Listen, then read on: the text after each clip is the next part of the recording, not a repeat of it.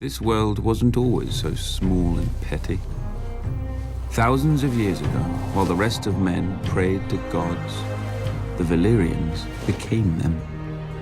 Through magic or sheer will, they mastered the greatest creatures in history. A horse grants man dominion over the land, a ship over the sea. But dragons gave us the sky, and everything and everyone beneath it. At its height, my ancestors ruled the known world. Whatever parts we didn't weren't worth knowing. Our capital of Valyria shamed the magnificent cities of the east, for hammers and chisels were no match for dragon fire and sorcery. It was a city and an empire built to last until the end of time. It didn't. 400 years ago, the doom fell on Valyria.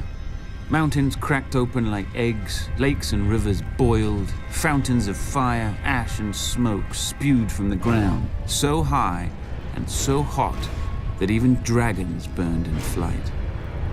The land splintered, and the angry sea rushed in. In hours, the greatest city in history became history. But my ancestors didn't burn or drown with the rest of their race. 12 years before the doom, despite the sneers of his rivals, Aenar Targaryen abandoned the capital with his family. Legends claim that his daughter foresaw the destruction of the city in a dream. More likely, Aenar met with some mishap at court and chose exile over execution. He and House Targaryen slinked away to a dreary, remote, god-forsaken island. Forsaken no longer. With arts now lost to the world, we transformed a tiny outpost into Dragonstone, a fortress fit for the last dragon lords. Then Aenar's descendants settled into it like a tomb for their lost homeland. Until Aegon. When he looked east, he saw the past, old, tired, dead. But when he looked west, he saw the future. Gold in the ground, gold in the fields, and no dragons in the sky but his.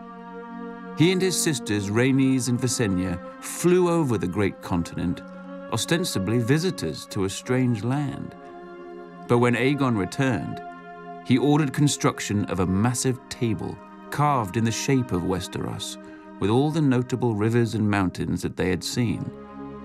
A personal map of the Seven Kingdoms, then ruled by 7 squabbling families. House Durrandon held the Stormlands from their seat at Storm's End, due south of Dragonstone. House Hora of the Iron Islands had also conquered and enslaved the Riverlands, and ruled them from Harrenhal, a monstrous castle rising on the shore of the God's Eye. House Stark held the frozen wasteland of the north, the oldest, largest, and emptiest of the kingdoms. House Lannister held the Westerlands, the wealthiest kingdom, thanks to their gold mines. House Gardner held the Reach, the second wealthiest kingdom, thanks to their crops. House Arryn held the Vale, or rather the Vale held them. The mountains were impassable except through the Bloody Gate, which had never been taken. House Martell held the deserts of Dorne, probably because no one else wanted them. Together, the 7 kingdoms made Westeros, a realm that wasn't yet a realm, ruled by great families who didn't know what greatness was. Aegon would teach them.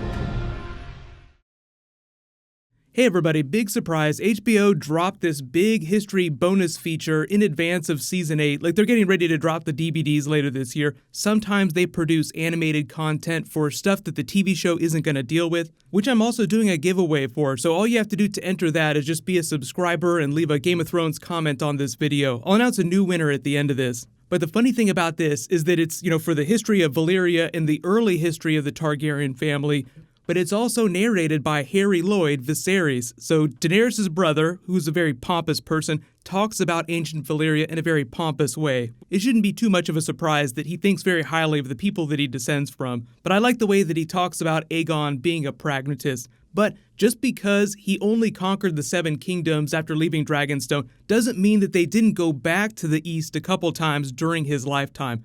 The other important thing about this is the idea that we haven't had a flashback to ancient Valyria, and I think that's largely in favor of leaving that for one of the prequel series to deal with.